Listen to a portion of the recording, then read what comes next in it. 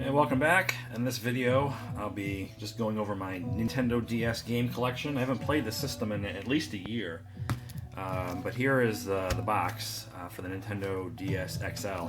Always save the boxes for everything I buy, especially with electronics, because when it comes time to resell them, you maximize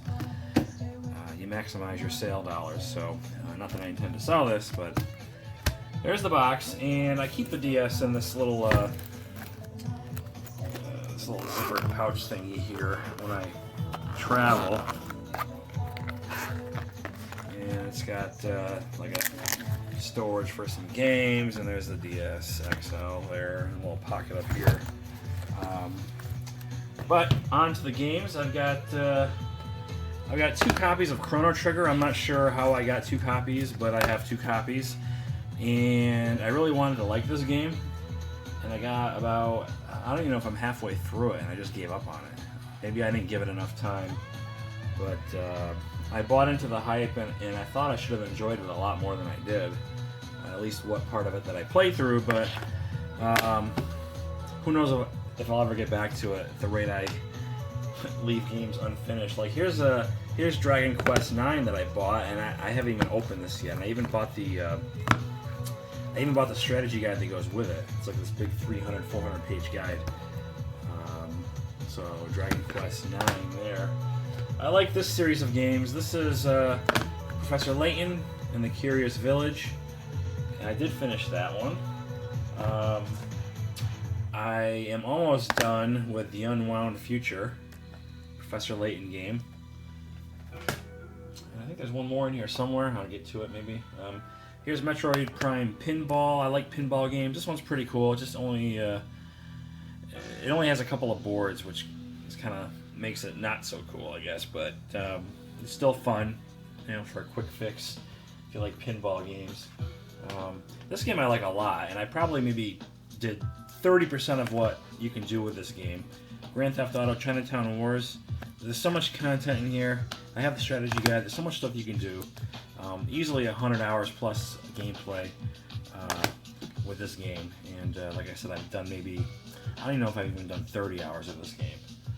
I certainly haven't finished it yet. I don't even know what finishing it means. Next up I got, I love these Dragon Quest games, these remakes. Here's Dragon Quest V.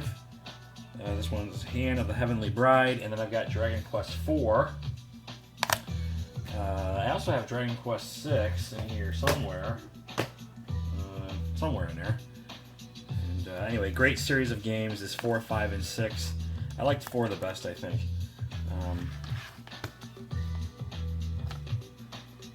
And this is... no, that's not it.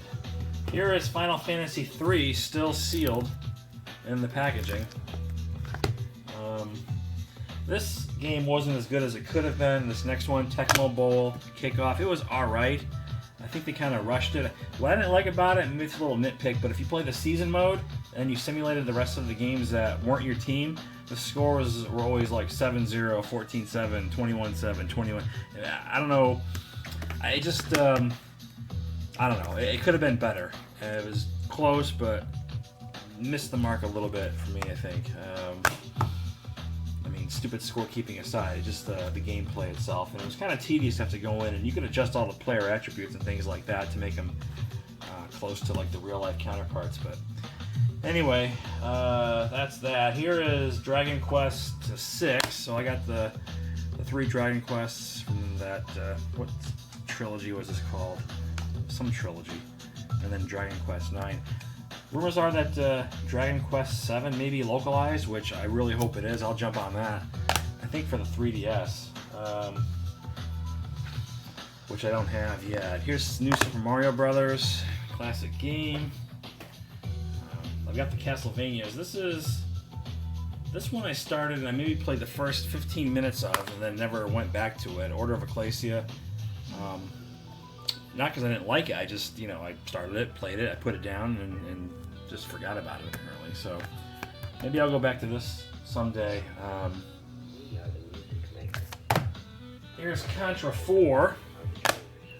Classic game. They did a really good job with this one, the remake. Really freaking hard. But old school hard. My favorite Castlevania on the Nintendo DS is Dawn of Sorrow because it's like the Game Boy Advance Castlevanias, and they play kind of like Super Metroid did. I guess the term is Metroidvania. For those that like these sorts of games, probably know what I'm talking about. But I prefer that style. I didn't prefer the style in this game.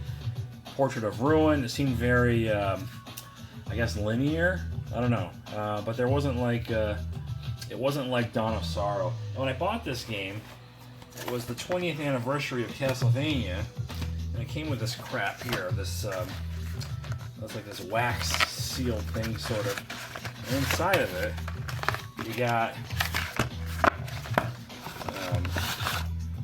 this is a poster of some sort or a card. Here's a collector's artwork book, and then inside this thing there's a music CD here.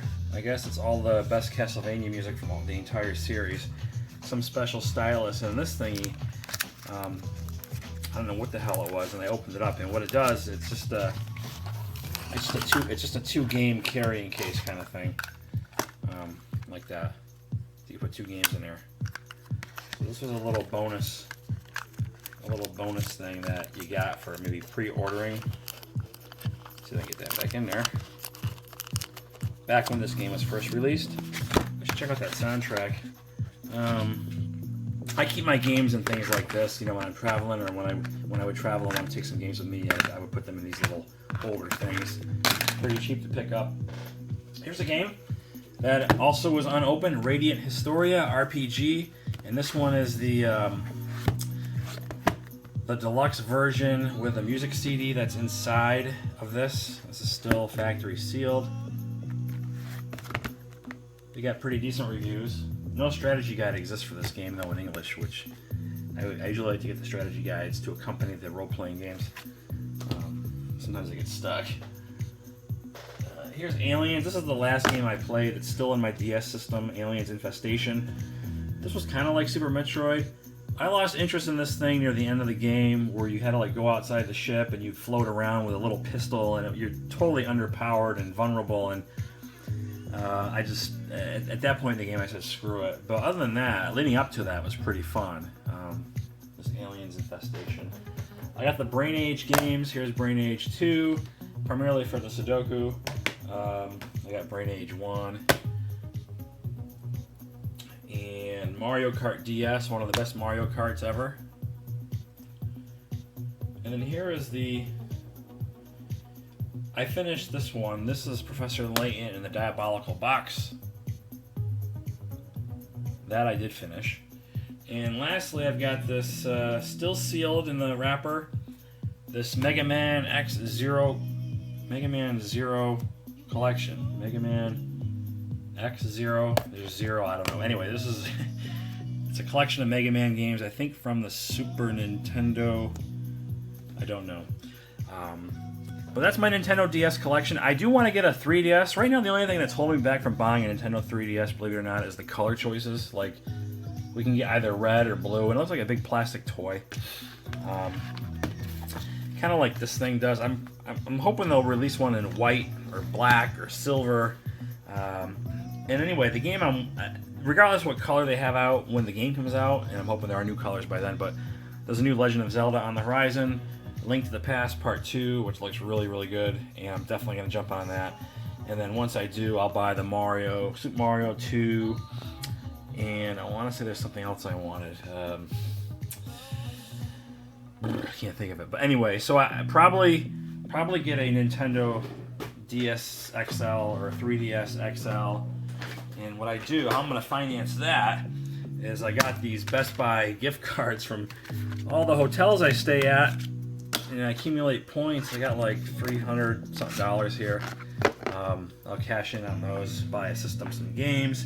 That's how I bought my tablet last year. Had like $400 in gift card rewards cards or whatever. So anyhow, that's it. That's my Nintendo DS collection, and maybe I ought to play this a little more often, but we'll see. Thanks for watching, and I'll see you next time.